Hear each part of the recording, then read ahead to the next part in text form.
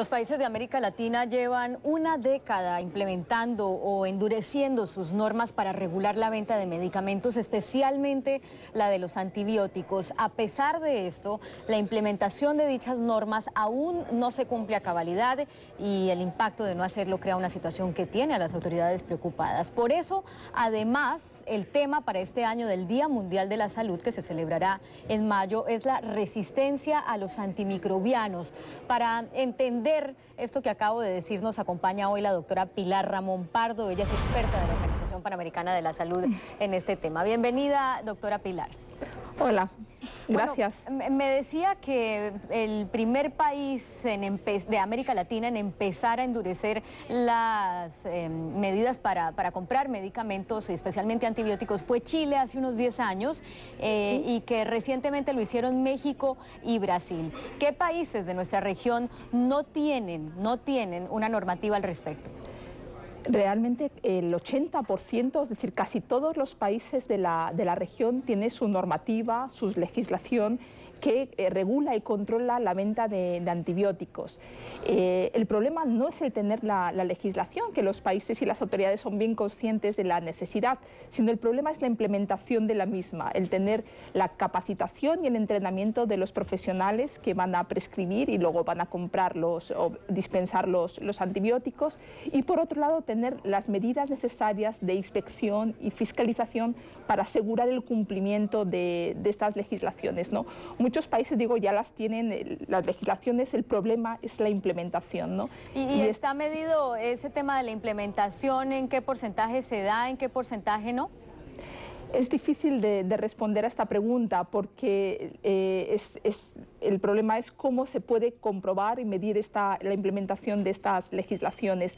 Lo que sí que sabemos es que por diferentes estudios que se han realizado en la región, por la Organización Panamericana de la Salud, un estudio reciente con 4 países, se vio cómo era el uso adecuado de los antibióticos, ¿no? Si la prescripción era adecuada, si la compra era adecuada. Era un estudio que utilizaban comunidades, farmacias y prescriptores, y en ese se demostró que entre el 50 y el 73% de los antibióticos no habían sido adecuadamente prescritos, ¿no?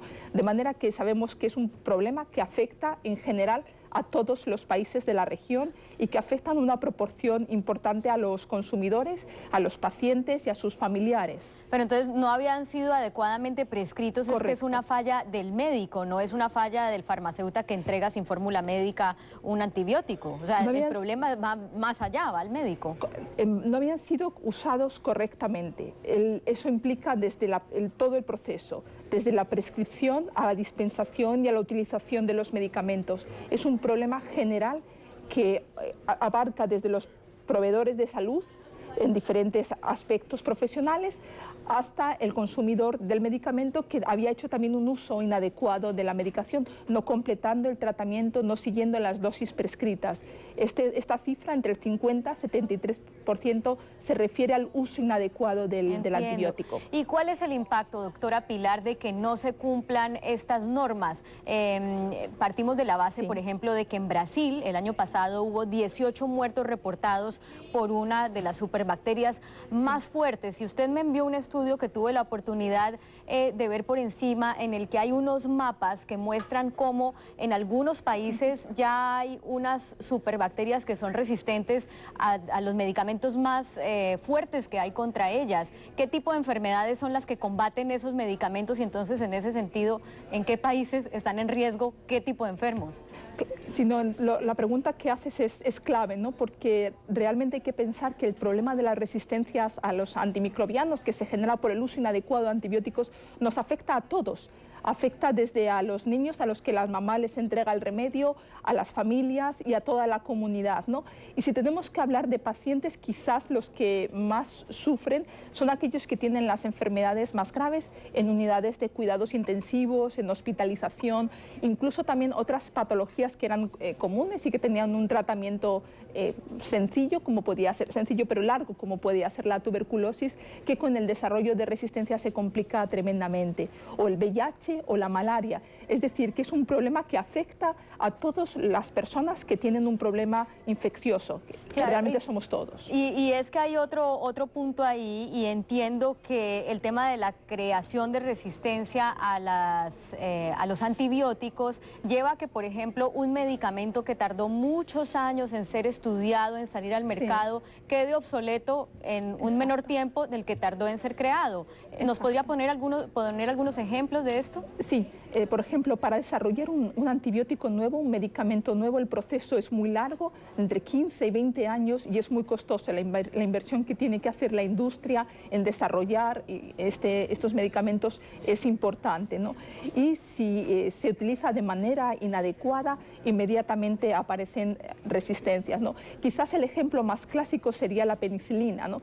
Que es el primer antibiótico que se descubrió, el primero que se comercializó, y a partir de los años 50, es decir, apenas 10 años después de su descubrimiento, es cuando empiezan a iniciarse las resistencias. Y hoy en día prácticamente es un medicamento que no se puede utilizar, excepto para patologías muy específicas, porque ya no tiene efectividad frente a las bacterias. Quisiera que dedicáramos el poco tiempo que nos queda de la entrevista, doctora, a darle recomendaciones a la gente sobre cómo consumir adecuadamente los medicamentos, partiendo de la base de que cuando a uno le recetan un antibiótico está bien recetado, porque ese ya será otro trabajo para hacer con los médicos.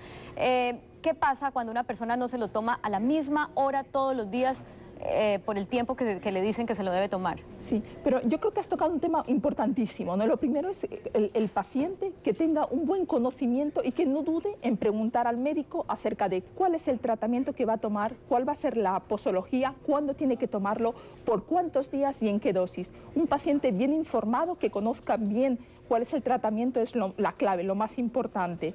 De manera que es importante que discuta con el médico cómo va a ser el esquema de tratamiento y cuáles son los efectos secundarios que puede esperar. Hablemos como de los errores más comunes, eso que yo mencionaba, lo que más común típico es que se le olvida a uno, le tocaba a las 10 y se lo toma a las 11 y cosas así. Sí, ¿Cuántas veces tendría que cometer eso? Lo más frecuente es que, como los antibióticos tienen una acción excelente, al cabo de 1 o 2 días el paciente se siente bien y deja de tomar el medicamento. Eso es lo más frecuente. No es que se olvide una dosis, sino que se abandona el tratamiento. Y eso es la causa más frecuente de desarrollo de las resistencias, ¿no? Si uno olvida una dosis, puede continuar el tratamiento en la pauta que le habían indicado y no tiene tanta importancia. La preocupación es que no dejen el tratamiento, que lo finalicen aunque se encuentren bien, aunque haya desaparecido la fiebre. Porque en esos pacientes es los que están a riesgo. Mire, le voy a confesar un caso personal y lo voy a contar porque yo sé que es el caso de muchos hispanos que vivimos en los Estados Unidos.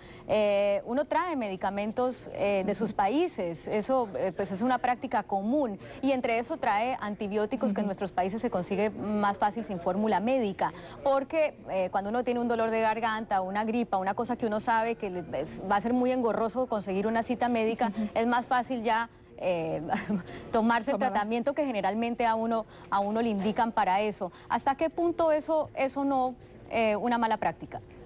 100%. Es una práctica completamente equivocada, ¿no? Uno se cree que está protegiendo su salud y la de su familia y al contrario, la está poniendo en riesgo, ¿no? Sobre todo en el tema de los antibióticos es necesario la consulta con el facultativo, ¿no? Y seguir las indicaciones. Bueno, un desafío para este grupo poblacional, pero por supuesto muy importante atender estas recomendaciones. Claro. Doctora Pilar Ramón, de la Organización Panamericana de la Salud, gracias por acompañarnos. No, gracias a ustedes. Muy buenas tardes. Gracias. Vamos a ver cuáles son las noticias más destacadas ahora.